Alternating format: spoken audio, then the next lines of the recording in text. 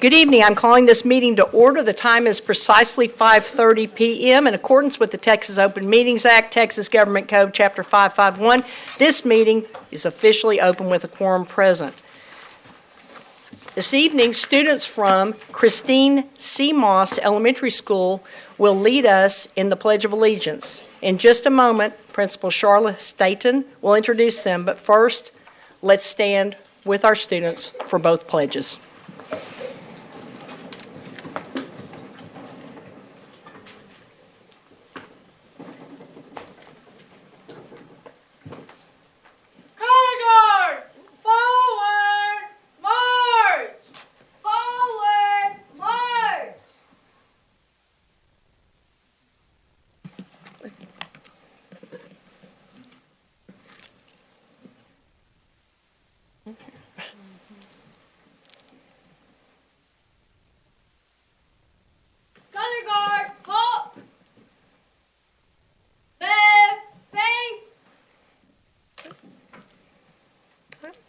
Good evening, President Jackson, members of the board, Dr. Scribner. It is indeed an honor for us to be here this evening. I am Charlotte Staten, and I have 4 wonderful scholars with us this evening that are going to say our pledge.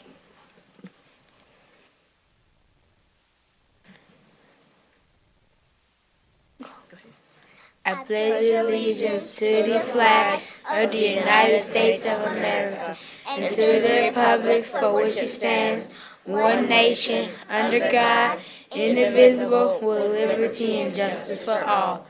Honor to the Texas flag. I pledge allegiance to the Texas, one state, under God, one and indivisible.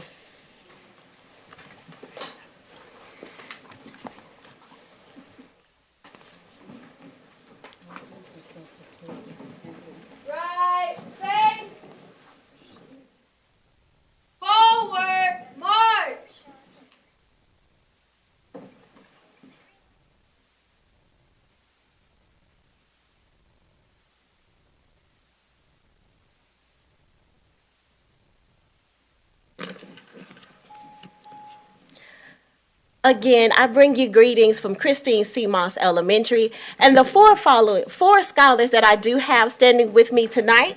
I have Mr. Fabian Alvarado, a 3rd grade student.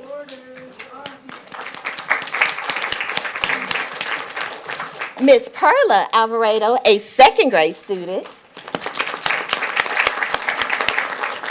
Nivea Perkins, a 3rd grade student. And Mr. Evan Davis, a 5th grade student. Again, thank you for this great honor. Thank you, Ms. Staten. And do you have parents and other colleagues that you'd like to have stand up and be recognized? Yes, I do. I have my wonderful parents who are always very supportive of Christine C. Moss Elementary. We do have Mrs. Alvarado, Mrs. Roundtree, as well as Mrs. Davis. So thank you all for being here. Welcome to each of you, and thank you for sharing your evening with us tonight. Students, you did a great job, and I want to recognize the Leadership Academy at Forest Oak Middle School Color Guard. Let's give them a round of applause, please.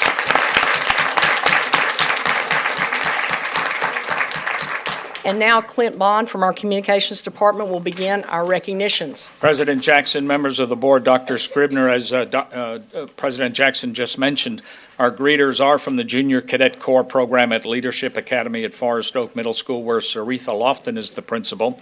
The young lady with the commanding voice you first heard is the commander of cadets, Kimberly Guzman. She's an 8th grader. The instructors are Sergeant First Class Samuel Perry and Petty Officer Christopher LeBoeuf. So again, let's thank them for helping us out this evening.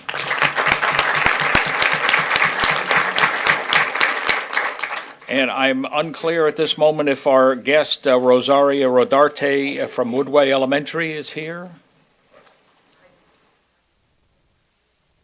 Okay, so we'll hold off on that until we can have her here. Tonight we also begin honoring Black History Month. You may have noticed the student artwork on display in the lobby as you arrived this evening, celebrating the history, culture, and traditions of African American citizens. Students from Arlington Heights High School, Benbrook Middle School, Cesar Chavez Elementary, Daggett Middle School, South Hills Elementary, and West Park Elementary contributed to this display. In just a moment, we will hear from the Eastern Hills High School Choir Program, which consists of 4 ensembles: the Bella Voce, the non-varsity treble, the Catabile varsity treble, the Highlander Men non-varsity tenor bass, and select mixed choir. The director, Mrs. Brittany Haywood, is in her 2nd year at Eastern Hills.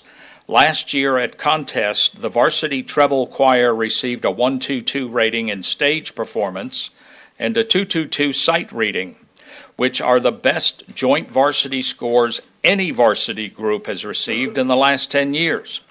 This year, they will have 2 ensembles performing at UIL contest. They performed before the meeting, but have saved 1 song for right now. This presentation is Down by the Riverside, a song that predates the American Civil War and is all about putting away negativity and aggression.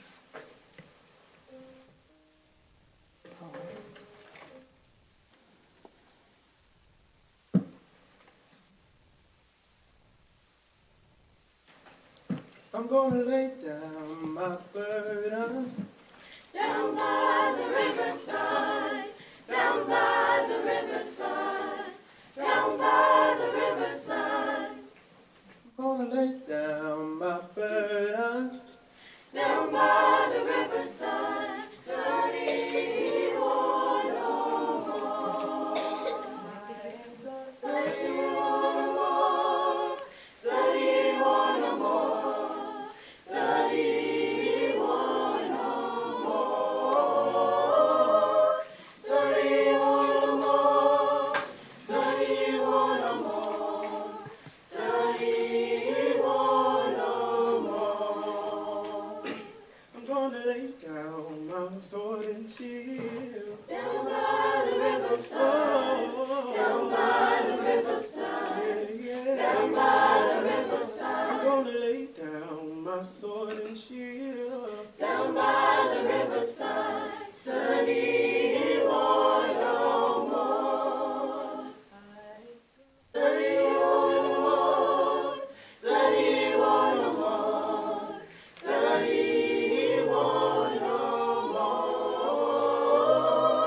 study one no more, study one no more, study one no more.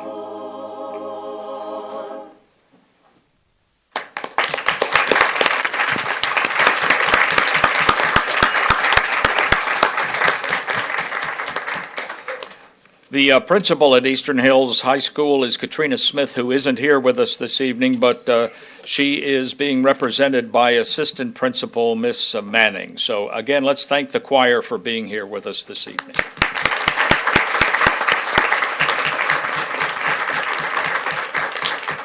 One other guest that we had this evening, Maurice Spruill, is under the weather, and we will recognize him when he is feeling better. I've just been advised that Ms. Rosaria Rodarte was able to find a parking space outside, and now she's here. So Ms. Rodarte currently has 3 children within the Southwest High School pyramid and has been an active member of the Woodway Elementary family for over 5 years. Her readiness to go above and beyond to assist with campus projects is unmatched. Some of the support she provides includes helping monitor the cafeteria during all 7 lunches, helping pass out school-wide flyers so parents can stay informed and involved, assisting with all logistical aspects of Parent University, aiding the front office staff with early dismissals and other duties, and always willing to chaperone field trips. If the doors of Woodway Elementary are open, you'll find Mrs. Rodante there. Principal Brian Johnson had this to say: Mrs. Rodante has been very active on campus this year, assisting in the front office, the cafeteria, the classrooms, and with Parent University. And due to her constant presence on campus, her children have made academic gains and made good choices amongst their peers. She is always in the front office smiling, and it is great to know that she has been a positive contributor to our campus climate and its operations. The Family Communications Department is honored to present Mrs. Rosario Rodarte of Woodway Elementary School with a certificate of appreciation for family engagement.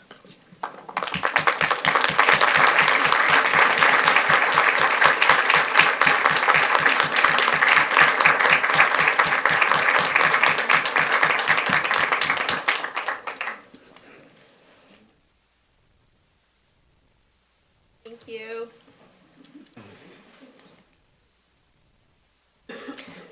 This concludes our scheduled recognitions. We're going to take a very short recess so our guests may depart if they so choose. And Eastern Hills, Forest Oak, and CC Moss, if we could all take a group photo out in the foyer, that would be awesome.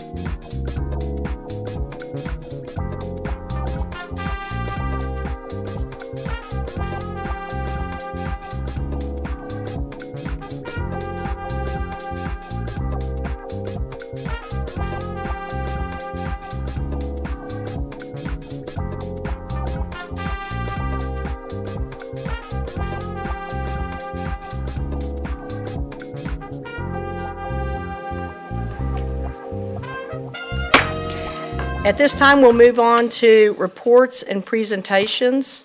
The Texas Academic Performance Report. Dr. Scribner, would you like to say a few words before Ms. Arispe gives the presentation? Yes, thank you, President Jackson. So tonight we are going to be providing our 2017-18 last school year's annual performance report, and at this time I would like to turn it over to Sarah Arispe, who will take us through the presentation, the first portion. Thank you, Dr. Scribner, President Jackson, members of the board. Tonight we're here to look at the report from my clicker's not working. Hold on a second. It's showing red, but it's not working. Cindy, would you click? There you go. Thank you. Gotten some technical assistance here. It's working. We've got it now. Thank you. Under the Texas Education Code, we receive the TAPER report from TEA once a year, and we give an annual report to the board and the public. So tonight, as a part of that report, we'll be looking at the TAPER. Also, our PEIMS financial reporting systems, we'll give a link to that as a part of this report. Ms. Shiro has already presented that to the board. Our district accreditation status, our campus performance objectives. We'll review some of our incidents and also look a little bit at some post-secondary information we received from the Texas Higher Ed Coordinating Board. You can find the entire TAPER report for any district or campus in the state at the TEA site listed above. It will also, after tonight's presentation, be posted on our district website, and then the campus reports will be posted on each campus page as well. So for 2018, our accountability rating as a district was a C. This year in 2019, both districts and campuses will be rated under the new state A through F system. Our special ed determination status was needs intervention. That is based on a combination of metrics from performance-based monitoring, the state plan, and some other pieces. And we also get meets requirements on our ASVAB testing, and this means that we offer that to our students in high school, and we also offer them the opportunity if they would like to meet with a recruiter. The TAPER as a report contains several categories. You see those on the screen before you, and we have reviewed some of these with the board before, but we'll go into a little bit more detail on some of them this evening. First of all, we'll look at our student ethnic distribution. On the screen and board on your paper copy as well, you see a comparison of Fort Worth ISD to the state. And this shows that we have in the district about 10% more African American students than the state as a whole. We also have about 10% more Hispanic students, and we have substantially less white students than the state. By program enrollment, again, comparing the district to the state, Fort Worth ISD has significantly more bilingual ESL students. You'll see there about 12 percentage points. We're similar in CTE enrollment and special ed, and we have more GT identified students than the state of Texas as a whole as well, about 3 points more. Here's our trend. We have been above the state in GT identification for some time, but we've actually made a departure and identified more students. So we were about 0.5 in 2013, and now we're almost 3 points greater than the state. Some additional demographics that you may find interesting is the comparison of our economic disadvantaged student population to the state. And you'll see on the slide and from this TAPER report, 77.7% for the district compared to 58.8% for the state. We know that this year we implemented our new online enrollment system where parents go in and put in their information, and we expect that this is has been underrepresenting our economically disadvantaged students. We actually have probably around 85%. And you'll see that next year in the TAPER report. For English learners, we have more than the state in that category as well, and a great deal more students at risk. And board, you may remember from previous presentations that there are 13 factors the state uses to identify a student as being at risk. This is a comparison using the TAPER report for Fort Worth ISD as well as some of our large urban peers of the percentage of students who passed their STAR test summed across grades and subjects, so all students who were tested, basically. Fort Worth ISD, that first bar is at 67%. You'll see that Dallas and Houston are at 71%. Austin is the middle bar at 78%, and then San Antonio is on the right side at 60%. We compare ourselves to these because they are urban districts, but not all urban districts are created the same. And so we've included a little bit more information to show you some of the similarities and differences between our urban peer districts. This slide on the left, you see the state of Texas. Fort Worth is the second set of bars, and then Dallas, Austin, Houston, and San Antonio.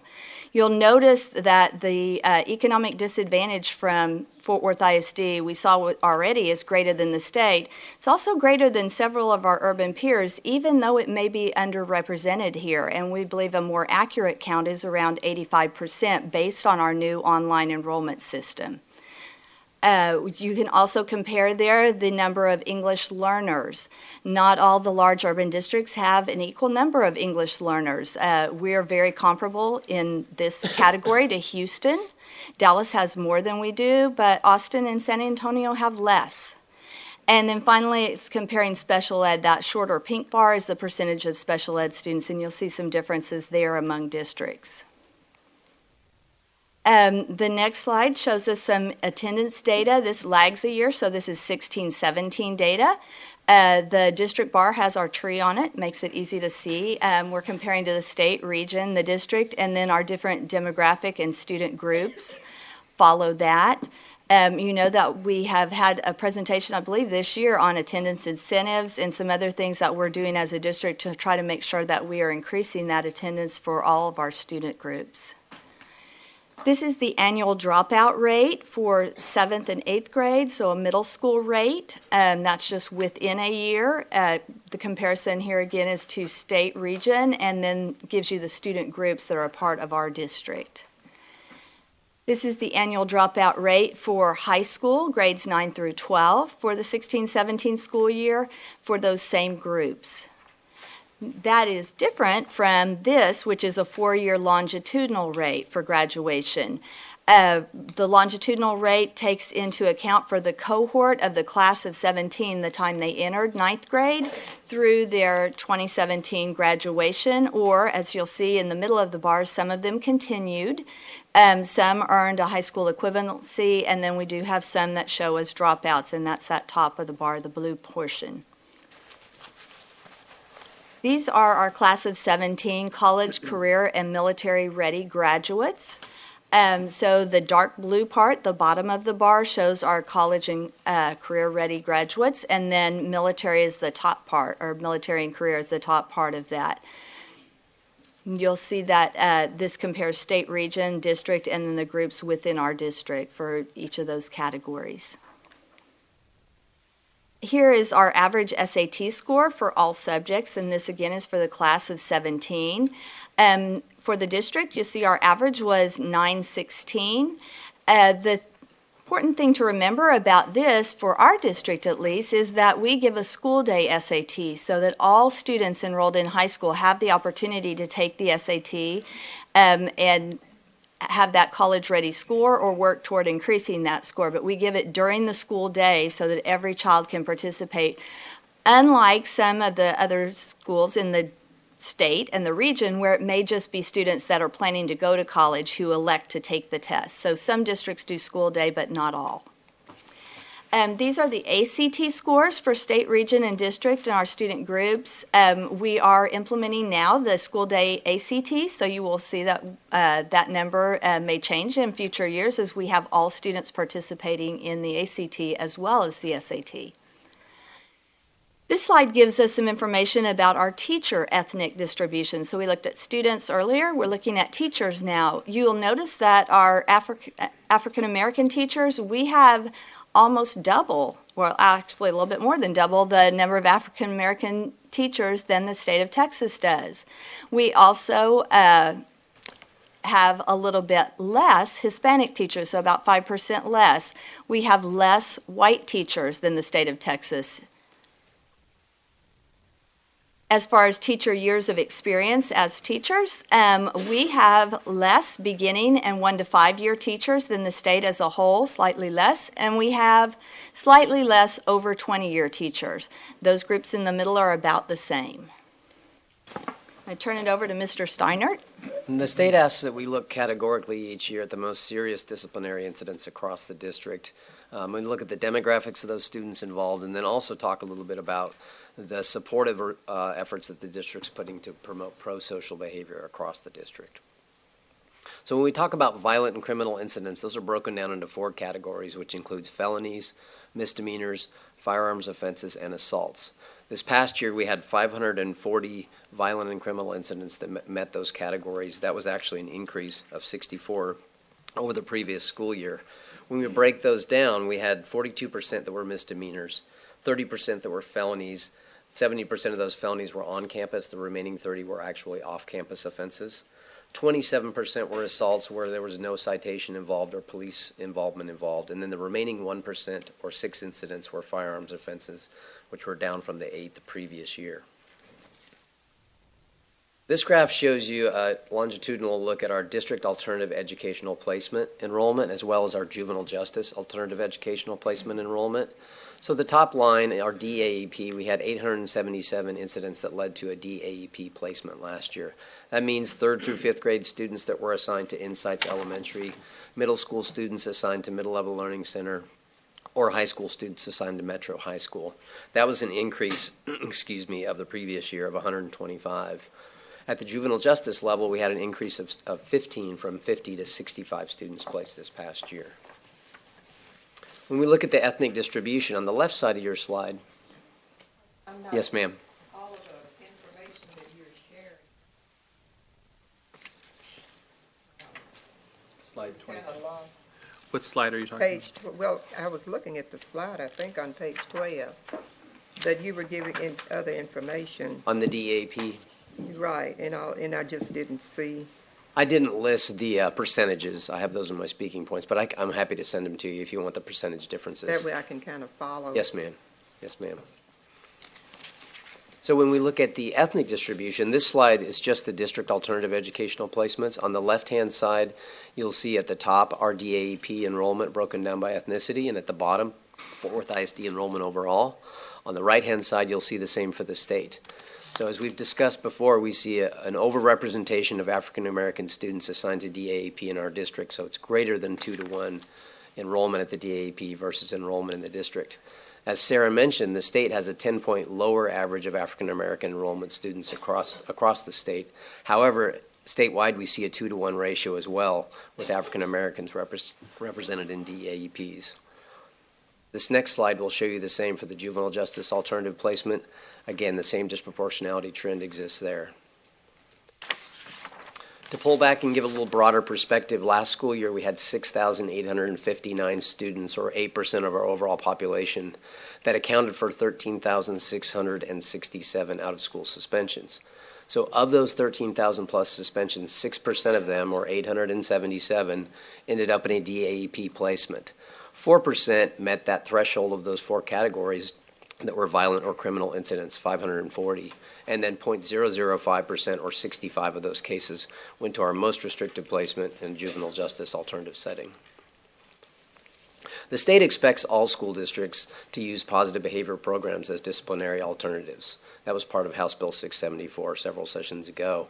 For Fort Worth ISD, we've made a long-term commitment to several strategies that are really focused on changing culture and climate at the campus level. And so when you look at the TEA Safe and Healthy Schools Best Practices website, there's several initiatives we're involved in that are cited there.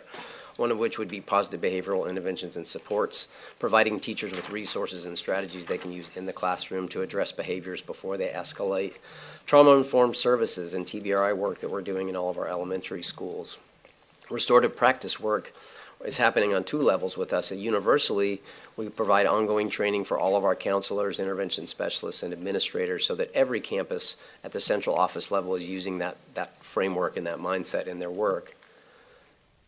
And then at a targeted level, At this point, we have 45 campuses up until this year, and we've added 22 more this year that are somewhere in the process of training teachers to provide restorative and relational practice interventions and strategies within the classroom. And then that speaks to the broader district commitment to protecting time for teachers to focus on relationship building, building that connection before we jump into instruction. The fact that we're expanding an interactive learning model that engages kids and incorporates social emotional learning competencies within those lessons. And then at the grassroots level, we talk about our student-led positive social norming initiatives, things like It's Not Okay, United Voices for Change student leadership at the high school level, Youth Voices for Change student leadership at the middle school level, and then students organizing against racism and our equity work that those students are doing. Here is a link to our PEIMS Financial Standards Report, which Ms. Shiro has gone over with the board at a previous meeting, but just so that everybody has that link. I also want to show you the district results from the Texas Higher Ed Coordinating Board. We received this for the district, and then each campus receives, a high school campus, a report as well. This is for the class of 16 graduates. And if you look, about half of the class of 2016 enrolled the fall after graduation in either a 4-year public, 2-year public, or an independent college or university in the state of Texas. Texas Higher Ed Coordinating Board only reports Texas metrics. There were 442 not trackable. That means the students enrolled in college with a non-standard ID and they couldn't match them back to the district.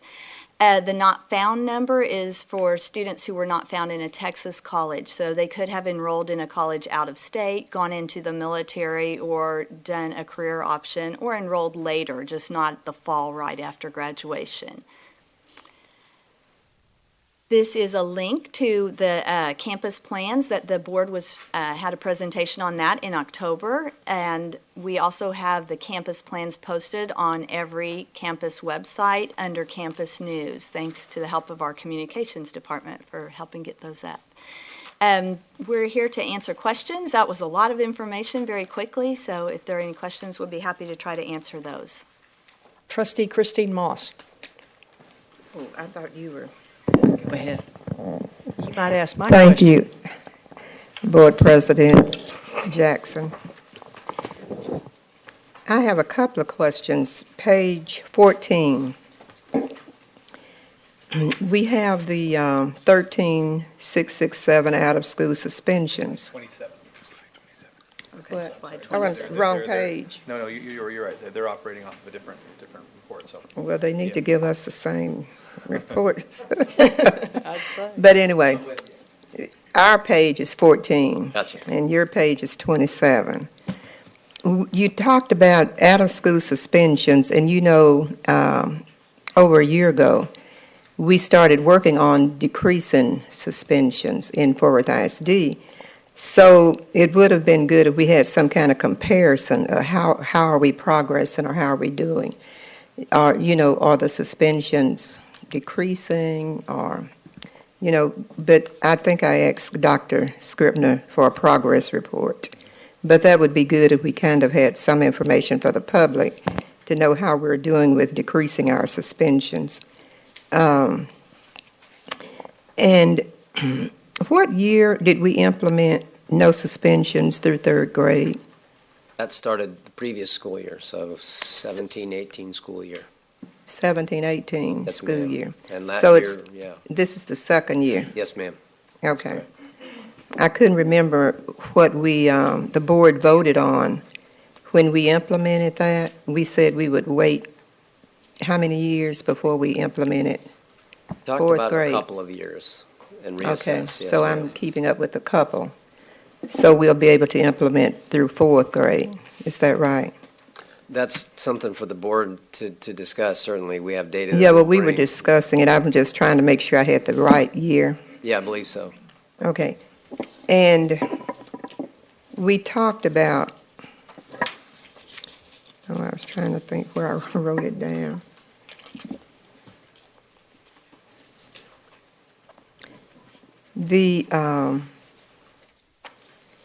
You gave us the statistics for, and I can't find it now, but Here it is. Your page is 13. And it talked about attendance and African-American attendance, 93.2%, and it went across 95.5. Hispanics, white, 95.0. And what I did, I think because of this low number of the attendance, 93.2, is connected to suspensions. And I think because we suspend more students of color, I think that's why the attendance rate is low. What would you say about that? I would say there's no doubt that has an impact when we have, a 2-to-1 ratio of African-American students being suspended. It's definitely going to show up in attendance. Okay, well, Dr. Scribner, I'll request this publicly. We do need a report, the progress report on suspensions of not only African-American and black girls, but black boys also. Yes, and if I may, President Jackson, Ms. Moss, yes, that is scheduled for the upcoming board meeting on the 26th. Okay. Ms. Moss, are you through? Thank you. Yes, ma'am. I wanted to ask I have 3 questions. The first one refers to slide 9, page 5, GT trend 2013 through 18. Love the divergence that we're seeing, but my question is, what do we attribute the divergence to? And have we analyzed down to the campus level, to the teacher level, to the principal level? Who is pulling the levers to make more ID of GT? And are there best practices, and are we sharing them district-wide? President Jackson, I think there are a number of factors in there, but I don't want to misspeak. So I'd rather do is gather the information and provide it for you. Sure. And I think the additional step with that would also be the next thing you all would likely ask for is a demographic breakdown of who's there. So I think we can provide all of that as a follow-up document for you without any problem. Great, thank you. And then the second question is slide 12, page 6, the new online enrollment. We said that's increased your data, so we haven't been able to correct for when we didn't have the online data, so we don't really have comparative analysis. But if we surveyed to ascertain why do we have better data now because of the online? Has anybody found out from the parents? Do they like it better? I mean, Yeah, so we talked about that this morning in our leadership meeting, and it's clear that what you would think, students turning in their forms for free and reduced lunch as students become secondary level in middle school and certainly in high school, sometimes there's a stigma involved. And so what we found was family with 3 children, two elementary, and a high school. The 2 elementary students would count as free and reduced lunch percentage, but the high school student would not. In fact, as a result, so now when mom or dad enrolls the 3 students, they all count toward free and reduced. In fact, we saw a dramatic jumps just looking at 2 of our large comprehensive high schools who have a wide range of socioeconomic status. Arlington Heights went last year from 45% free and reduced this year to 70%. wow. Pascal 49 to 65, and that is it's the dramatic increase in our secondary students is going to result in the numbers district-wide going from 77 to around 85%. And that will help with thank you, and that will help with the comparative analysis when we look at STAR as well. Sure. We'll be in a different category. Both with regard to the accountability formulas as well as our Title I funding from the feds. So I'd say that moving to that format was pretty cool. But it was hard, wasn't it? Slide 23, page 12, violent and criminal incidents. We've decreased from 87,000 to about 85,000 overall students. Would we all agree? But we increased felonies by 24%, misdemeanors by 9%, firearms went down 25%, assaults went up 10.6%, overall 13% upward. Those are my stats, they may be wrong. But you're right on. But the question is, what can we do differently? And we don't have to answer it tonight, but can you bring to the board anything that we can do differently to reduce this, increase safety for our kids, and also increase options for our kids that are positive so they don't resort to these actions? Sure, we can talk about it when we have the presentation next month. I will say, though, that in talking with our partners at Tarrant County, they've seen this trend across the county. It's not just Fort Worth ISD. These offenses have been up across all of the districts. So And trends do come and go. We saw a significant bump up in 2011 in the county with this kind of offenses. So, it's too early for us to say, is this going to be a longstanding trend? But it's something that we've seen not just in our district, but across the county. Okay, great. Thank you so much. Trustee Needham. Thank you, President Jackson. Mr. Steiner, at the beginning, I don't remember what page, special education had a deal that said needs intervention. I believe the rankings. What does that signify? Is that like being IR, Sarah, or you were bobbing your head answering me? There are a combination of things that the state uses to make that determination, Ms. Needham. Part of it comes from our performance-based monitoring system, which looks at how our students served by special education perform on the various STAR and end-of-course assessments. Some of it has to do with least restrictive environment, which we have done well on due to our inclusion program. But there are a number of factors that are there. If you would like, we can get you some more information about how they come up with that. Well, how can you what other rankings are there besides needs intervention? I can get you a list of that along with what are the factors What's that the contributed. best? And does it do ABC? I believe it's meets. Oh, meets. Mm-hmm. Then what, Charlie? Charlie knows them all. That's too. right. The issue really is with special education, Ms. Needham, that if you'll remember, about a year ago, the state of Texas had to file a corrective action plan with the federal government with regard to special education services provided for students, and it affected some of our parameters. We have several categories that come out in the PBMAS report where our special education numbers lag. And so we also have a corrective action plan in place with the state that we're working through that should help us address a lot of what brings us to a needs improvement.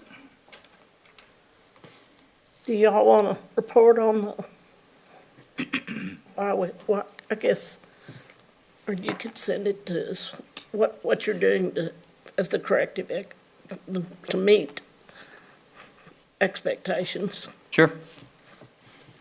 Thank you. Thank you, Trustee Needham. Trustee Ashley Paz. Thank you. So I actually have quite a few questions. I'm not going to ask them right now. But they mostly revolve around Mr. Steinert's portion of the report with our discipline, going back to our elementary suspension policy, our implementation of restorative practices, and generally the work that we're doing around racial equity and improving outcomes in that area across Fort Worth ISD. It's now been a couple of months since I requested on behalf of myself and Mrs. Moss and Mr. Ramos and Mr. Robbins that we have a special meeting with the school board specifically to discuss our racial equity work and how it is tied into our student outcome goals and constraints. I feel like that is a better venue to ask some of the questions that I have, especially pertaining to our restorative practices. So I'd like to just put it on the record one more time that we would like to have a special meeting with the Board of Education so we can all have that discussion together.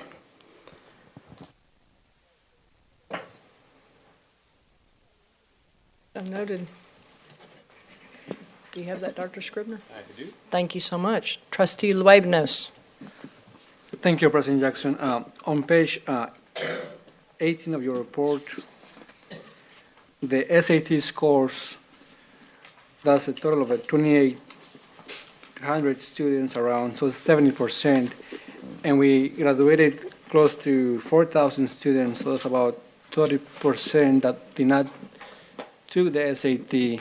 Do we know why, or what can we do for all the students to take the SAT? And then also on page 19 of your report, it's about 59% that they took the ACT, so we are missing the other 40%. So for the SAT, we could definitely, on the school day SAT, we can check the attendance that day and see if there are students that did not participate in school day and if there is a reason they did not. It's our intention to have all of our students able to participate in that. The numbers are lower for ACT because during the class of 2017, that was an optional test that students got to elect into, just if they thought that was something that might help them in their college applications. But we are going to a school day ACT so that every student will have the opportunity to take it. Often those optional tests that students elect to take come on a Saturday, so if you're a student that doesn't have transportation or you work, that may not be convenient, and the school day version allows all students to participate because they're at school.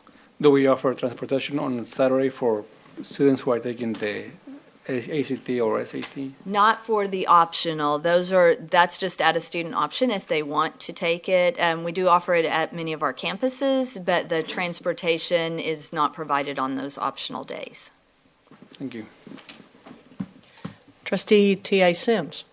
I have a question about our students who are attending college. Could we break that down into the ethnic breakdown? It's on page 16. And another question. Out of almost 4,000 students, there are over 2,000 that we can't track. Is there a better record, or is there a way that we can They're out of state. do a better job keeping up with our students? Those are actually data that do not come from the district. They're provided to the district, Dr. Sims, by the Texas Higher Ed Coordinating Board. We do get a little bit more data on the out-of-state students because we participate in the National Student Clearinghouse for some of those campuses that students go, like to Oklahoma, University of Oklahoma or Oklahoma State. We can get some information on those. Generally, that will add about another 4% of students that are going to some of those universities that participate. We're definitely always looking at ways that we can find out more about what our students are doing after they leave us. Well, do they need transcripts when they leave and attend some college? Many of them do to make application to the colleges. The college will ask them to provide that, and some of them apply to colleges that they don't attend, so they'll get more than one transcript and use those for their applications. I wish we could have a better record of how many students actually attend college, and how many are African American, how many are Hispanic, and how many are Anglo and Asian. If there's a way, I wish we could have a report on that. All right, we'll look and see what we can get on that. Thank you. Yes. Thank you, Dr. Sims. Trustee Christine Moss. Thank you, President Jackson. Just a quick note. Many of you know that it's a trend. Charter schools are being built, and they're opening, and also we're losing students to the charter schools each year, I guess the last 2 years maybe. But if you noticed, charter schools are being built and we are losing students, but we are not sitting still. Our administration, our superintendent is working very, very smart, and they're creating more programs, more academies, and all of these things to keep our students and draw other students. Also, if you look to our east, Dallas ISD, they're creating academies, they're doing all things to keep their students and draw students. So you see the trend. And so I go back to page 12, your 24, Mr. Steiner. You know how I am about trends. You said that across the county, Yes, ma'am. the numbers were increasing, DAEP and JJAEP, just because it's a trend. We in Fort Worth ISD always work to be more creative or come up with some other, avenue that we can decrease the numbers, but we don't just sit back and say it's a trend across the county. And I said that before, we just need to be more innovative or whatever it takes to decrease our numbers, because I don't care about the trend. Others can sit still, But the students in Fort Worth ISD, we need to be more creative or innovative, whatever it takes to decrease these numbers. Yes, ma'am. Thank you. Thank you, Trustee Moss. Thank you all for a great presentation, and do we have every follow-up, Dr. Scribner, for the trustees? Okay, thank you. Moving on to number 5 on the agenda, Lone Star Governance, Primary Literacy Update. Dr. Scribner, a few comments before Mr. Carroll gives the presentation. Thank you very much, President Jackson. So as we are transitioning here, you all know that the board and the district and the superintendent all share the same 3 goals of early literacy, middle years mathematics, and college and career preparedness. Tonight, we're going to give you an update on our literacy work, and our Chief Academic Officer, Charlie Carroll, will be introducing members of his team who will take us through this presentation. Charlie. Thank you, Dr. Scribner. President Jackson, members of the Board of Trustees. This evening, we're going to take a departure from our previous database presentations that we've used to discuss literacy and go into an early literacy report that has to do with what we're doing classroom-based and working with teachers, working with administration, and working with students across the district to achieve the board's students reading on level by 3rd grade goal and get a little granular with some of those pieces. So I'd like to introduce to you Dr. Cheryl Mixon, Executive Director of Early Learning and Education, Sharon Upaka, Director of Elementary Literacy, and Javier Vasquez, Director of Bilingual ESL Education. All 3 will have speaking parts as part of the report, and then we'll be happy to answer questions afterwards. So I think I'm going to turn this over to Sharon to get us started. Yep.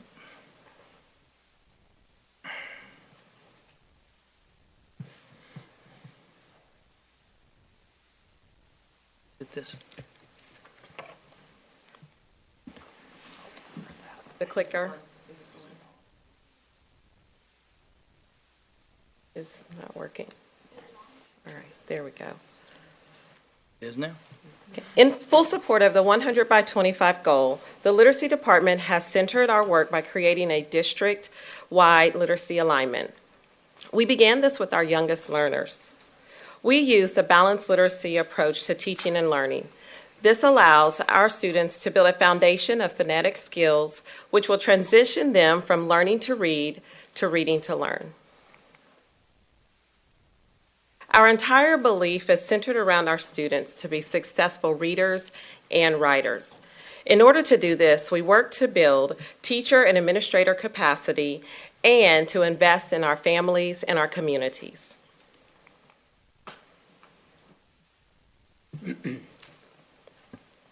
Our support for our district's goal of 100 by 25 continues as we build a solid literacy foundation for our native English speakers as well as our native Spanish speakers by, first of all, stressing daily literacy instruction in the child's first language. Furthermore, we also are implementing Estrellita in grades pre-K through first in Spanish for our Spanish-speaking students. We know that a second language learner who learns how to read in their first language is a student that is also going to experience lots of success in learning the English curriculum. And so the indications are that they perform a lot better than those who do not. NIHOUSE provides for us primary literacy instruction in English that supports and builds on the building blocks for literacy instruction and reading development. And we do that through phonics, phonemic awareness, letter recognition, fluency, and comprehension. The slide that you see before you indicates the list of campuses where we have implemented Estrellita and NIHOUSE this year in 2018-2019. The next slide shows Estrellita and NIHOUSE implementation, the campuses that are in their second year. And so they began in 2017-2018. The next slide highlights those campuses that we are recommending for the 2019-2020 school year. And the list that you see before you was compiled based on campus need and campus request. With this, this additional list of schools, it will enable us to provide Estrellita and NIHOuse implementation on all 83 elementary campuses.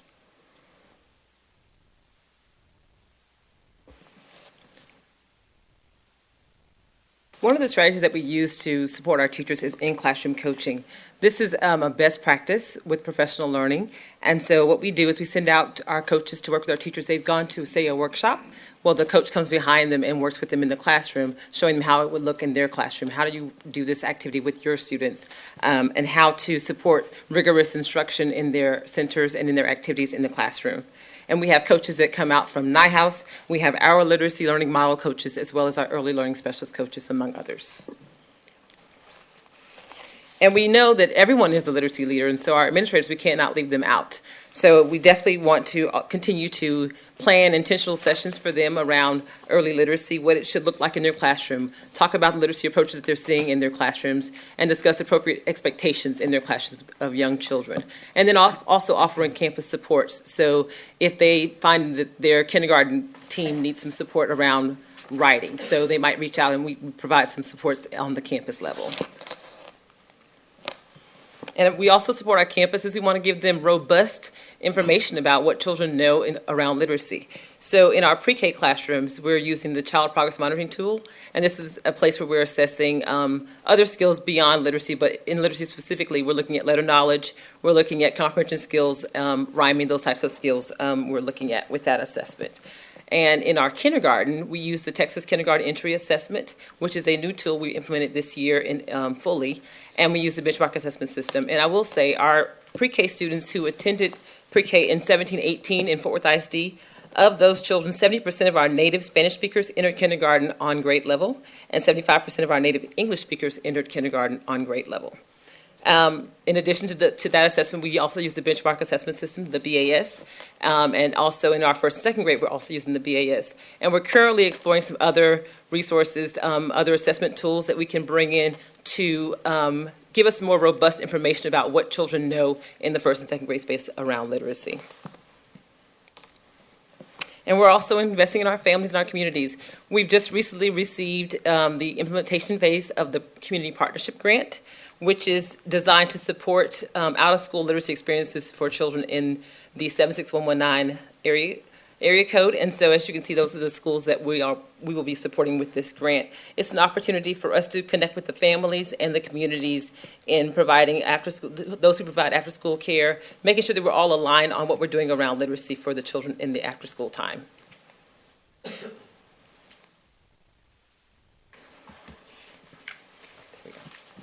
And we're supporting our families with different activities such as the family literacy celebrations, campus literacy nights, Parents as Teachers is a program we also have at most of our campuses, supporting our parents who have children from birth to 5.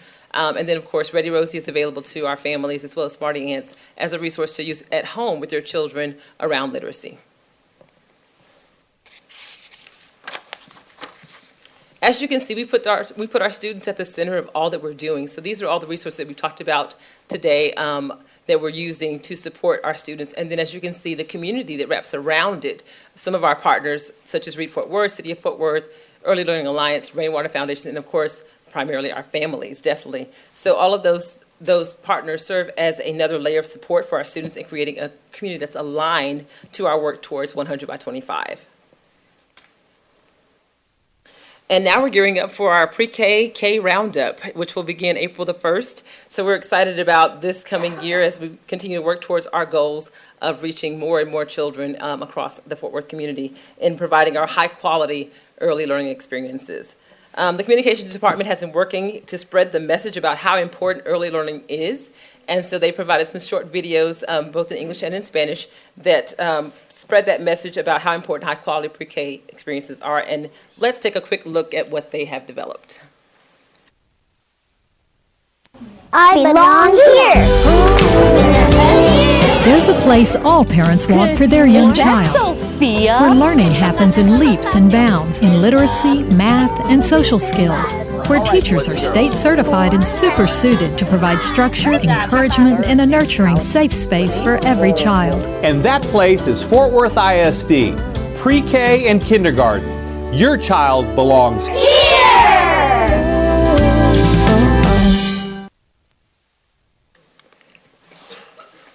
All right, can we answer any questions for you?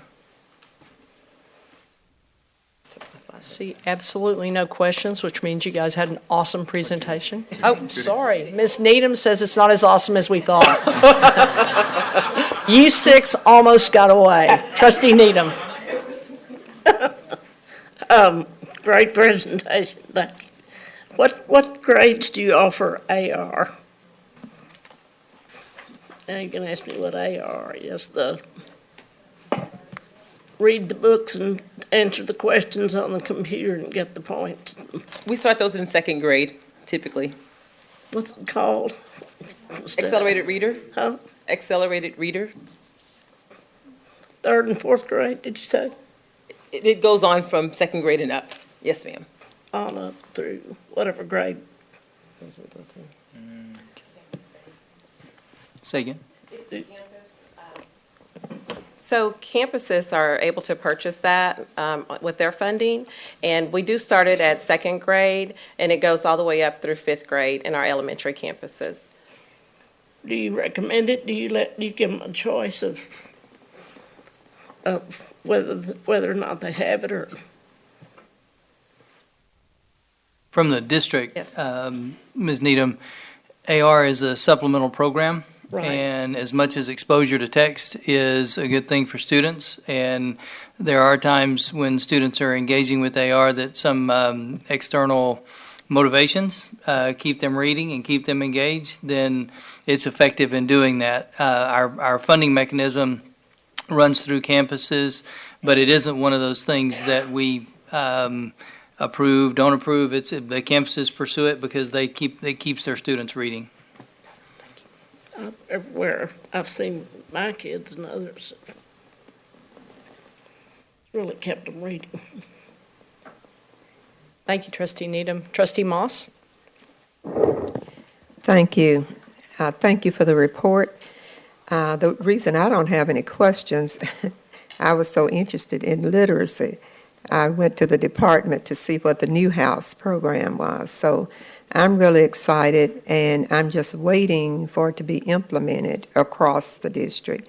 And I did see your list of schools where you're implementing for next year and the next year. Or was it just yet? Next school year? But anyway, I'm just glad to see you're implementing it across the district. And, I love literacy. That's a key for all of our students to be successful. And so if it's a program, you were talking about the program, but the school had to pay to get the program, I would think if we are sincere about literacy in 2025, we would make sure that the schools receive the program that worked best for their students. So, I don't agree with if the school used their funds, because I think literacy is the key to all of what we're doing. And if they don't learn to read, they will not be able to take advantage of any of the Gold Seal programs, POC programs or anything. So I just think the district really should pay for programs that the school can't pay for if it will allow their children to read. Thank you, Trustee Moss. Any other questions? No more.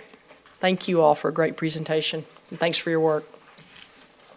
Moving on at this time, number 6 on the agenda, which is public comment. At this time, we will hear public comment. Let me remind each of you that because of restrictions with the Texas Open Meetings Act, board members may not engage in a verbal exchange about a subject that has not been posted.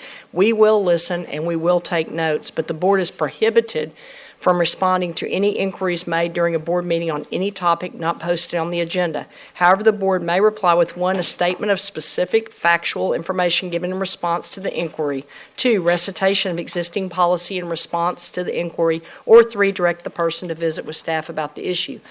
While this board listens to concerns of a general nature and issues of common and individual concern, this board will not hear complaints about specific individual employees, public officers, or students during the public comment session. Speakers shall refrain from mentioning names of individual employees, public officers, or students during their comments. Any employee, parent, or other member of the public is asked to comply with the appropriate grievance policy to have a complaint heard pursuant to the applicable board policy. In accordance with board policy BED local, speakers shall have a 3-minute time limit, and we ask that you please observe this rule.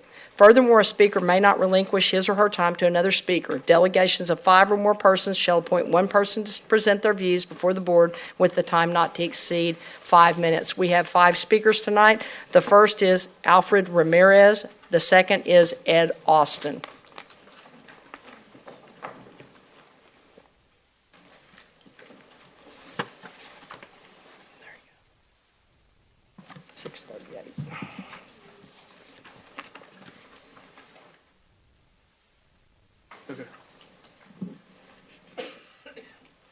Thank you.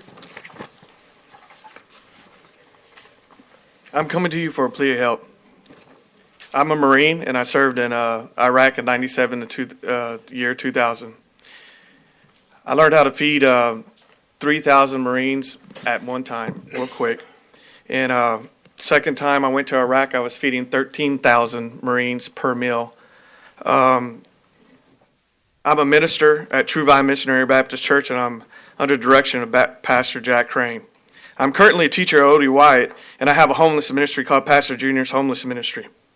We have fed and ministered to this date 80,000 homeless men, women, and children downtown Fort Worth.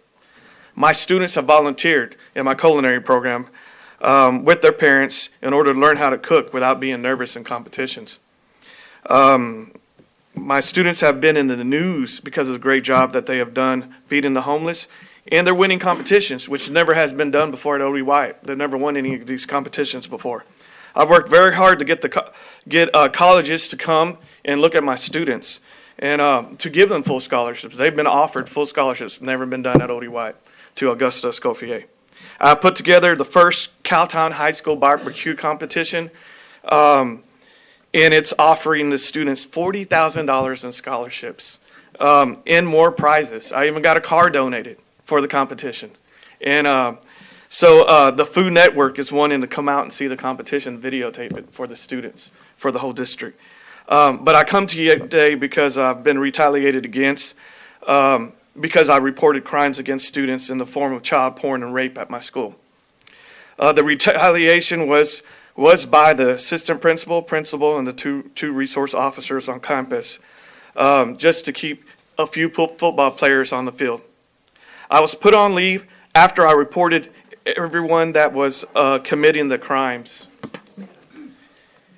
In the form of a false report on me. What'd you say? I did that.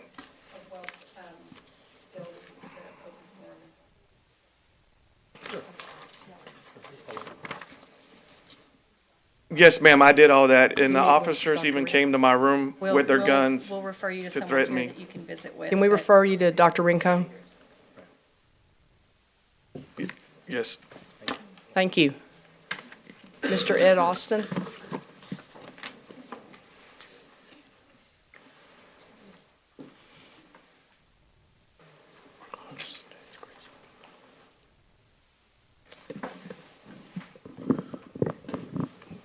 Good evening. I stand as a representative, Elder Council, Brotherhood Movement, and I'm discussing the state of YMLA. YMLA is an excellent campus, one of the finer campuses in the state, one of the finest, probably the strongest campus in Fort Worth ISD. We have concerns about what we was told in the bond package as y'all berated around Fort Worth soliciting for voters to get bond taxes. I only charged me a penny tax on my taxes. And we understand that the property of the site wasn't suitable for our children to be on. So we have to go to Plan B, which is renovation. So if we're going to renovate, we want full transparency, and I think it should be brought back to the public because it's a public decision, not a board decision, because the public voted for the bond packages. So really, it's a public issue. So in the same issue on YMLA, it should be brought back to the public, addressed by the public, wherever it should be town halls, to let us decide how we want the infrastructure of the new renovation of YMLA. We got 10 acres over there. We're not going to go for a piecemeal. The city's growth is going too fast. We can't have a campus that's suitable for 800. We got to go 2,200. We got smart kids. We got the kids need the athletic program. What that does is bring economic empowerment. It's easy to get vendors such as Toyota and all these big companies to come in and support this school because we have scholar students along with scholar athletes, which can bring in Adidas, Nike, whomever we chose to bring. It's time to go into 2019. Listen to our children. Our children do not want these old, antiquated campuses that are not suitable for today's children in 2019. The millennials will bring us to our knees. We can't go get out of these times of antiquity. It's over with. It's over with. This is the future. I look at it every day. The new PMs, the new project managers are all young, 25, 30 years old at the most. And so we have to go into this. I like the plan that I've seen, having students' involvement in this campus. We cannot do this. It's not a board decision. It's a public decision because we voted on it. So bring it back to the public, whatever presentation, and work with these people to get us back into 2019. So work with the people in the CIP building, let them do their job, and let's come to a resolution to this, but bring this to the public. It's not a board decision because the board cannot make a decision when it comes to bond package. This is a voter decision. So it has to go back to the public and let us decide how we want to handle this campus. This campus would not be piecemeal. This is the state of Stop 6. State of Stop 6 in the Southeast Quadrant. This is their existence. They're in the food desert. They're being gentrified over there. But if we sustain a suitable campus where we can court businesses to come in, we can develop a great infrastructure for that community. Thank you. Thank you, Mr. Austin. Mr. Stephen Poole and Jason Amon. And the final speaker is Dr. Kathleen Powderly. Good evening, Ms. Jackson, members of the board, and Dr. Scribner. Tonight I'm bringing to you our annual teacher salary comparison that our association does. This is the 25th year that we have done this comparison. We take 32 area school districts and rank them at 5-year intervals beginning at year 0 through year 30. And I want to show you exactly where Fort Worth ranks this year and compared to last year. At year 0, Fort Worth ISD is tied for 10th out of 32 districts. That's down 2 spots from the 8th spot you were in last year. At year 5, you're ranked 14th. That's down 3 spots. At year 10, you actually moved up 1 spot to 12. At 15, you're ranked 8th. That's down 1 spot. Year 20, you're 10th. That's down 1 spot. Year 25, you're 8th. That's down 4 spots. And at year 30, you're ranked 4th. That is tied. You did not have any changes in your ranking at year 30 from last year. Just as a point of reference, 3 years ago, in almost every category, you were ranked in the top 5 or right at 6. So you can see there's been a slow slide down this comparison and competitiveness of teacher salaries. A very wise school board member shared with me an observation that school districts can pay their employees more if they make it a priority. In all the 19 years of working at UEA, I've seen budget officers all across North Texas wring their hands and say, we would love to pay our employees more, we just don't have the money. And like that wise school board member observed, school districts can pay their employees more if they make it a priority. You have big work to do here in Fort Worth ISD, and it's already underway and more to come. It is important to make sure we compensate our employees well and remain competitive with surrounding school districts to make sure that we attract teachers and other employees into this district, but also to retain our valuable employees in this district too. I would love Fort Worth next year in this comparison to be back in the top 5 or 6 in every category. Thank you. Thank you, Mr. Poole. Thank you, Madam President, Dr. Scribner, and honorable members of the board. My name is Jason Amon, and last fall, my son took a field trip. It was a district-wide fourth grade field trip to Bass Hall for a Van Cliburn production, and it was an amazing thing. The kids' jaws dropped as they entered the grand hall, their eyes drawn wide as they looked up at the mural on the ceiling. The music was superlative, and for so many of our students, that's the only time they're going to experience architecture, art, and music of that caliber. The problem is there didn't appear to be any kids in wheelchairs there. 1.5% of the population is in wheelchairs. If we apply that to your 6,700 fourth grade students, we would expect that there could be 100 fourth grade students in wheelchairs. Certainly there are scores of them. They're spread across 83 campuses. They get around in buses, each of which can only hold a few kids in wheelchairs. So I made an open records request and asked how many of your school buses with wheelchair lifts were deployed to Bass Hall on that day. How many buses did you employ to take all of those kids from all of those campuses and include them in this field trip? Before I tell you, I have to ask, what number is so small that it would shock you into action?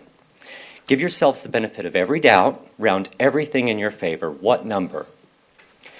The actual number of buses used that day is 2. I know it's not your role in this system to request buses for field trips. You did your job, which was to enact a non-discrimination policy consistent with the IDEA's requirement that you include children with disabilities in extracurricular activities to the extent they're able. And I want to make this very clear. If the children are capable of experiencing awe, then they deserve to be included. My role in this situation is to tell you that your policy is not being followed. Everyone says they're inclusive, but when all of that talk filters down to the actual students, this is where you are. My heart swells for the able-bodied children who learned to dream bigger that day. And my heart breaks for all of the kids, so many kids, whose legs just don't work the same as ours, who got left behind to learn that their dreams are not worth a bus ride downtown.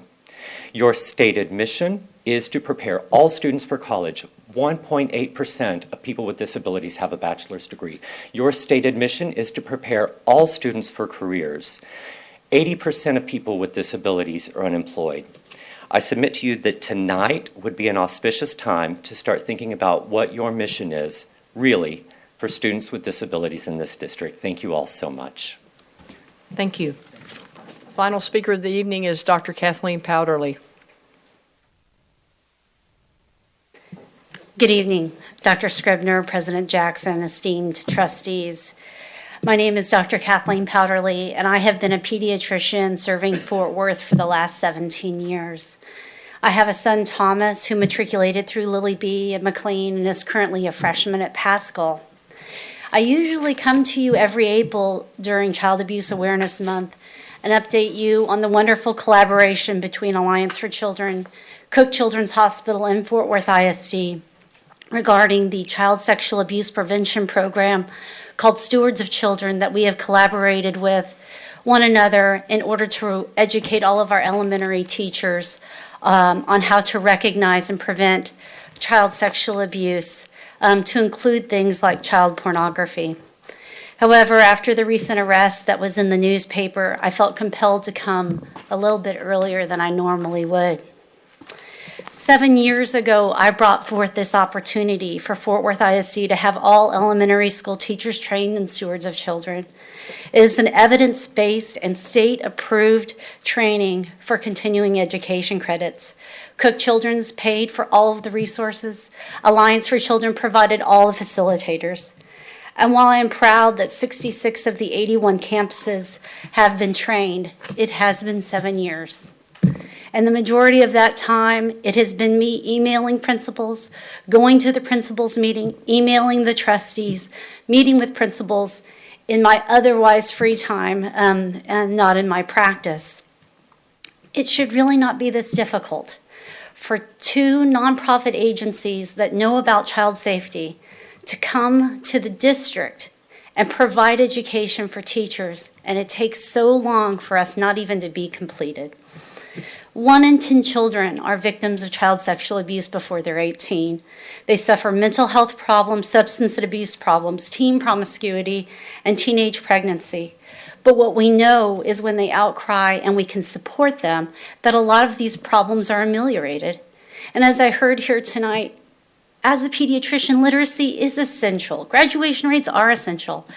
But if our children are victims of crime, all of that is moot. So I know what happens after this. I'll get referred to the student services, and I'll go make my presentation to the principals, and I will continue to email. But one other option I have, when you all reconvene into your executive session, while I know that there are disagreements on any board of governance, that's how this system works, certainly we can agree that we need to protect our kids, and we need to give teachers the resources to protect our children. And so I acknowledge while this is a difficult topic. Time, please. Thank you. Thank you, Dr. Powderly. We'll now recess and reconvene in the board conference room.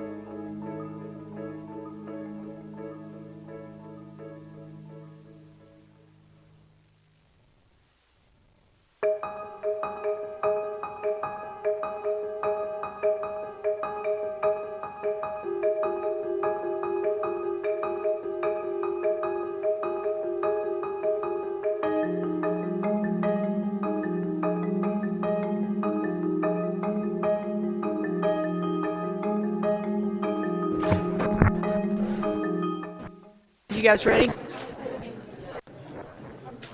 Ready? In accordance with the open meetings law, the board meeting at precisely 5:30 p.m. in the boardroom with the quorum present, recessed and reconvened open session in the board conference room, adjourned regular session, and now reconvene. Well, that's not the right thing, excuse me. But at least I practiced it, so I'll do better when I read it.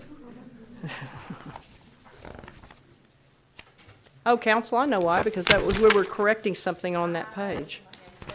Yeah, that's how I got to that page. I have to back quite a bit up. We'll have to speed up because I thought we were further along than we are. In accordance with the open meetings law, the board opened the meeting at 5:30 p.m. That part is correct. In the boardroom with the quorum present, recessed open session in the boardroom is now reconvened at 7:07 p.m. in open session in the board conference room with the quorum present. As board president, I am making the following statement in accordance with board policy BBFA local. This is a reminder to each board member of the legal conflict of interest requirements and disclosure requirements you may have for matters under consideration on the agenda for this meeting. If required by law, board members shall recuse themselves from all discussion and shall abstain from voting on any matter pertaining to such a disclosure. Moving on to consent agenda items, do we have any discussion, questions, or concerns? Dr. Sutherland, I see you moving. Would that mean you have some? Consent? No, I don't have anything. Nothing? Okay. Anyone else? Look, like we have nothing. That means we're going to take, Dr. Ms. Moss. It's really not a question, but it's pertaining to something on the agenda. Or should I do that outside, outside? Outside? I'll wait till outside. Okay. And request we do a time, guideline. Okay, thank you. Okay, executive session we will go into, and you all will prevent a DVT by getting up and moving.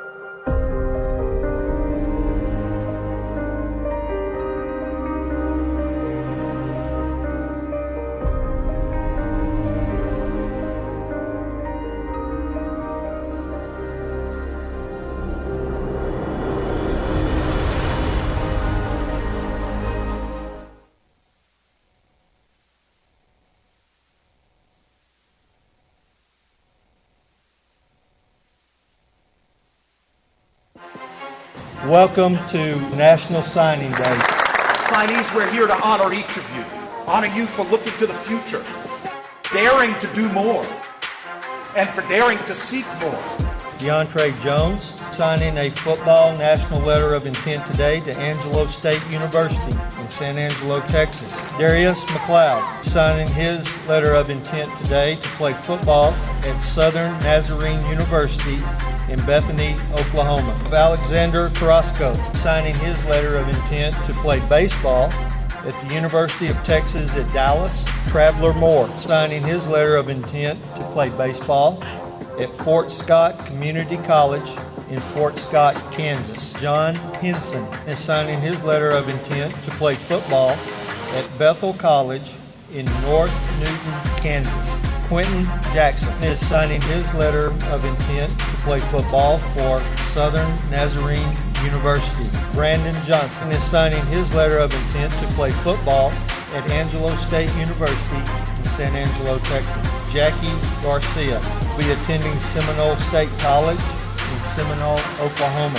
Leonte Cooper will be signing his national letter of intent this morning to play football at Angelo State University in San Angelo, Texas. Raul Aragon signing his national letter of intent this morning to play baseball at Vernon College in Vernon, Texas. Nathan Fackel will be signing his letter of intent this morning to play baseball at DePaul University in Greencastle, Indiana. Ryan Daniel Fox is signing his letter of intent this morning to play baseball at Abilene Christian University in Abilene, Texas. Cole Peck is signing his letter of intent this morning to play football at Southwestern University in Georgetown, Texas. Given Rhodes is signing his letter of intent this morning to play football at Hardin Simmons University in Abilene, Texas. Shauna Galvin is signing her letter of intent this morning to play tennis at Elon University in Elon, North Carolina. Samira Blair is signing her letter of intent this morning to play volleyball at Howard University in Washington, D.C. Corey Cheeks Roberts signing his letter of intent to play football at Mary Hardin Baylor University in Belton, Texas. Christian Clayton signing his letter of intent this morning to play football at the University of Texas at San Antonio. Anthony Watkins is signing a letter of intent to play football for the University of Missouri in Columbia, Missouri. Alyssa Reyes is signing her letter of intent to play softball at Pratt Community College in Pratt, Kansas. Daniel Herrera is signing his letter of intent to play baseball at Arlington Baptist University in Arlington, Texas. Lee McPhail signing his letter of intent to play baseball at Vernon College in Vernon, Texas. Maggie Green Wallace signing her letter of intent today to play basketball at Southwestern University in Georgetown, Texas. Traylon Cadell is signing his letter of intent to play football at Navarre College in Corsicana, Texas. Malachi Gray is signing his letter of intent this morning to play football at McMurray University in Abilene, Texas. O'Brien Neely is signing his letter of intent this morning to play football at Angelo State University in San Angelo, Texas. Justin signing his letter of intent to play baseball at Vernon College in Vernon, Texas. Nate Caballero is signing his letter of intent to play football at East Central University. Rashad Adams signing his letter of intent this morning to play football for Trinity Valley College in Athens, Texas. Corian Clark is signing his letter of intent to play football for the University of Texas at San Antonio. Ricky Cox is signing his letter of intent today to play football for Southern Nazarene University in Bethany, Oklahoma. Thank you, Fort Worth ISD.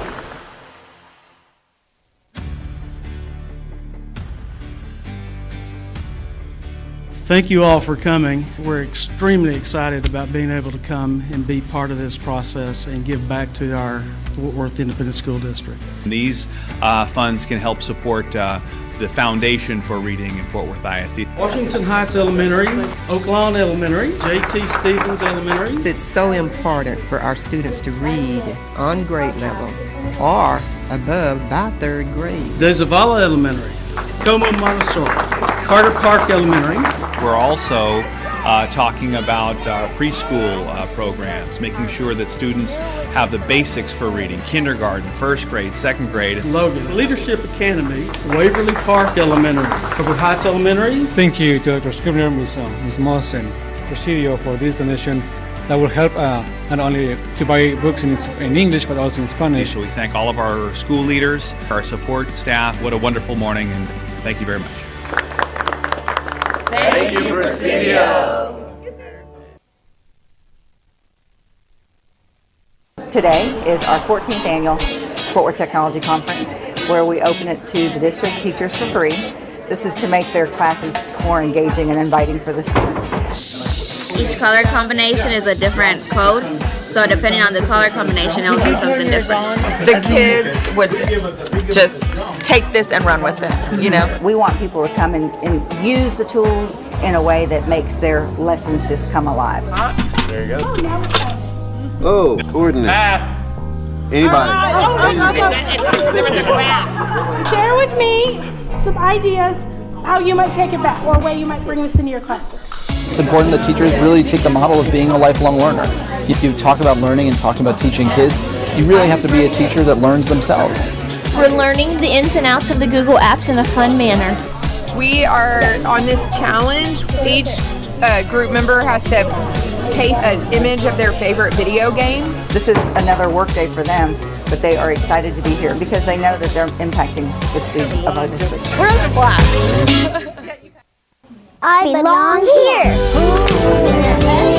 There's a place all parents want for their young child, where learning happens in leaps and bounds in literacy, math, and social skills, where teachers are state certified and super suited to provide structure, encouragement, and a nurturing safe space for every child. And that place is Fort Worth ISD, pre-K and kindergarten. Your child belongs here.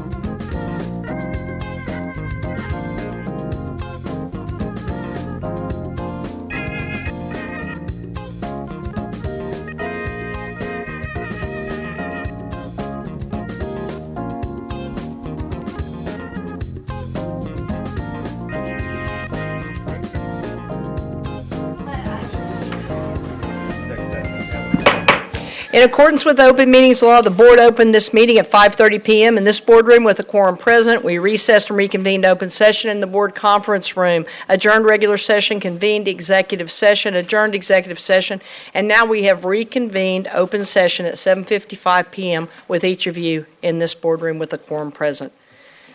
At this time, do I have a motion accepting consent agenda items? Moved by trustee Luebanos, seconded by trustee Robbins. Any discussion? Seeing and hearing none, we may move. The second was trustee Robbins.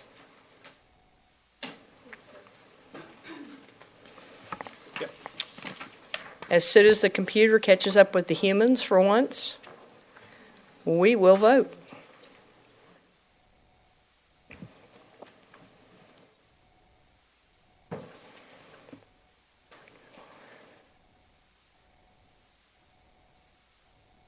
Who am I missing? Trustee Needham?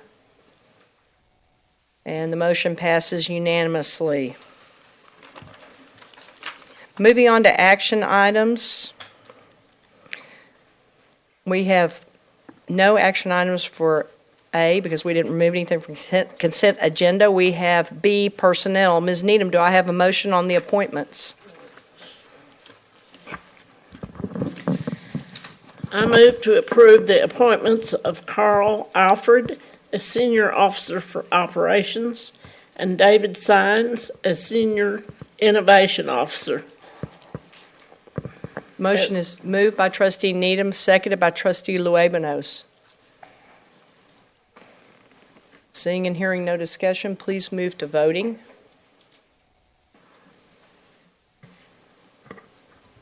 And the motion passes 6 yeas and 1 nay from Dr. Sutherland. 15A, B, and C require no actions. We're moving to 15D on your agenda. Approve second reading revision to board policies BBD local, DI local, FFB local, and GBAA local.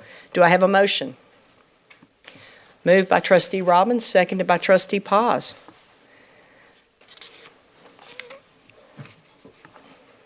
Seeing no discussion, we will wait and vote.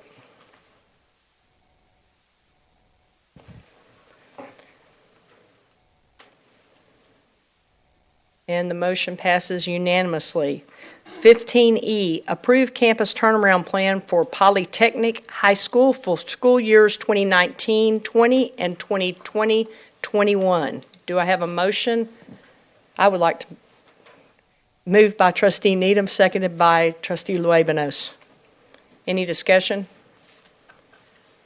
Seeing and hearing none, let's move to voting.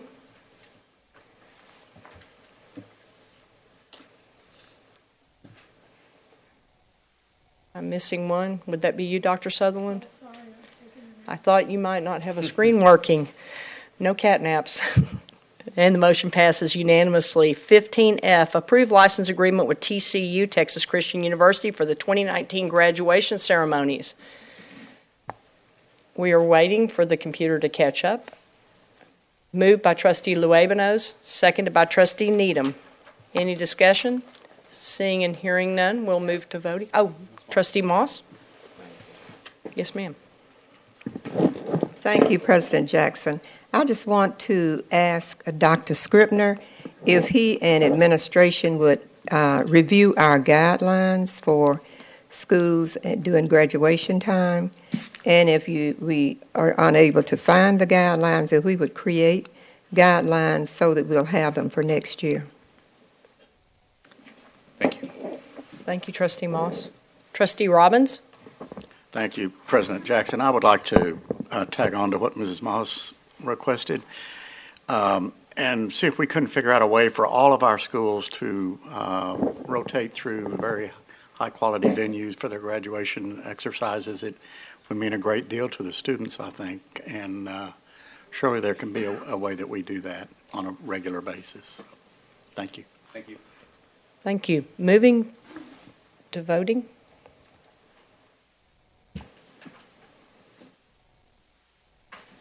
And the motion passes unanimously. 15G, Approve recommendation to select Texas Wesleyan University to partner with Fort Worth Independent School District to operate and manage selected Fort Worth ISD campuses. Moved by Trustee Moss, seconded by Trustee Luébanos.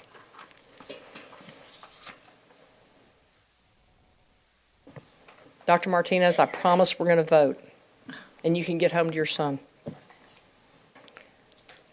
Ms. Paz?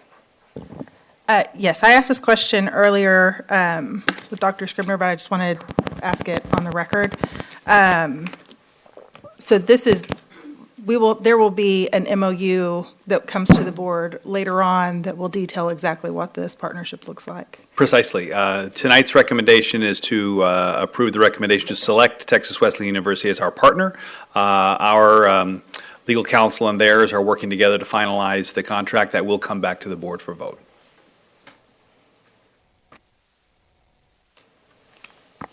Moved by Trustee Moss, seconded by Trustee Luébanos. Seeing no other speakers, hearing none, please move to voting. And the motion passes unanimously. 15H, approve scope adjustment for TEA number 083 Young Men's Leadership Academy in the 2017 Capital Improvement Program. Moved by Trustee Moss, seconded by Trustee Needham.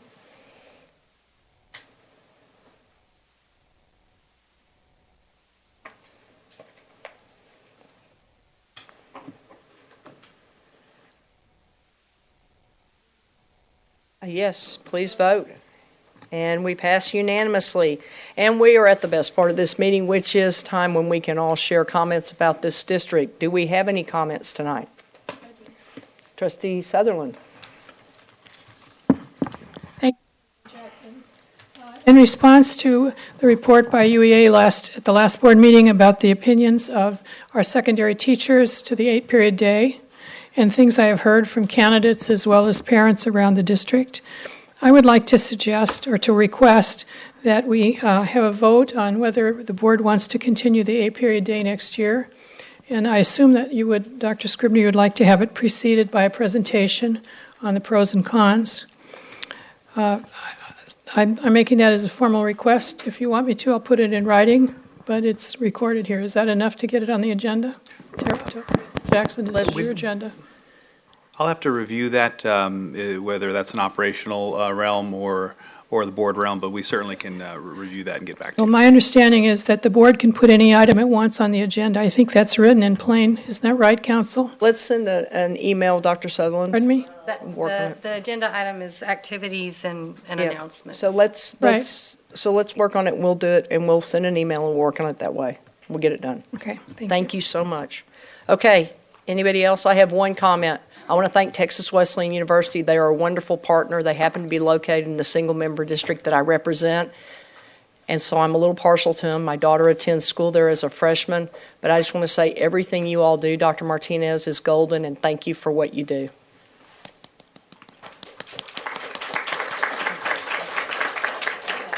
And Trustee Moss. Thank you, President Jackson.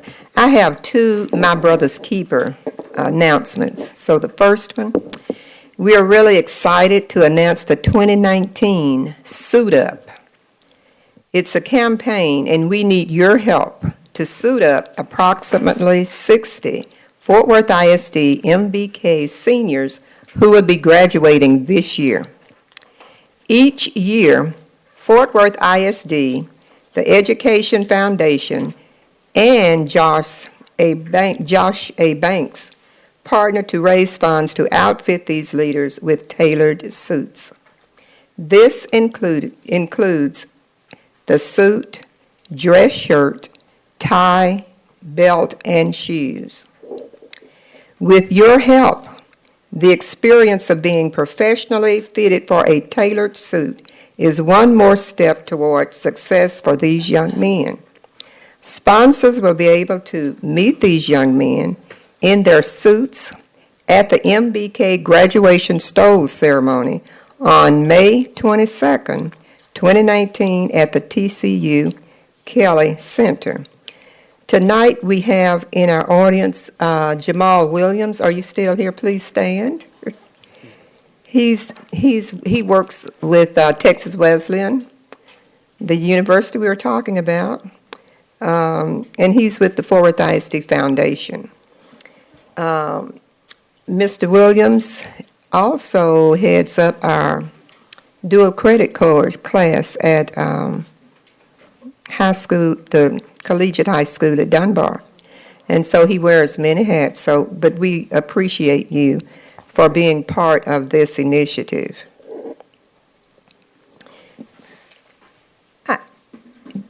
I'm not sure we put out the flyers. He has some flyers with him. Okay, we want the audience to be the one purchasing the suits.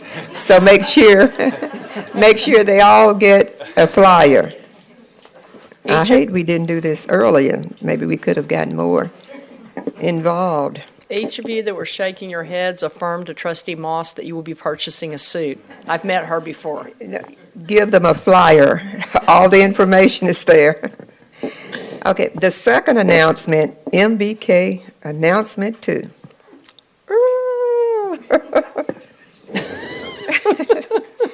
Also, we would like to congratulate 4 Fort Worth ISD MBK young men that will be traveling to Oakland, California this Sunday for the MBK Rising. It's an event with former President Barack Obama. This event is an invitation throughout the Obama Foundation. Let me say that again. This event is invitation only through the Obama Foundation. Guest speakers include Barack Obama, John Legend, Steph Curry, and Edgar Villanueva. I got it. We have students from Eastern Hills, Dunbar, YMLA, and Pascal High School who will represent the district at the conference. The event will kick off with a day of service and community dinner. President Obama will celebrate the progress of the MBK initiative, highlight what's working to improve the lives of boys and young men of color. Let's listen to the voice of our young men. I guess I would refer that to Ms. Breed is in charge of all of the announcements about MBK. So if you have any questions, please contact Ms. Breed. Thank you, and we are so proud of MBK. Ms. Ashley and the board, I know you played a major role with MBK and Obama and all of that when he was president. So my hat's off to you and the board for the support for MBK. And on that note, we're adjourned.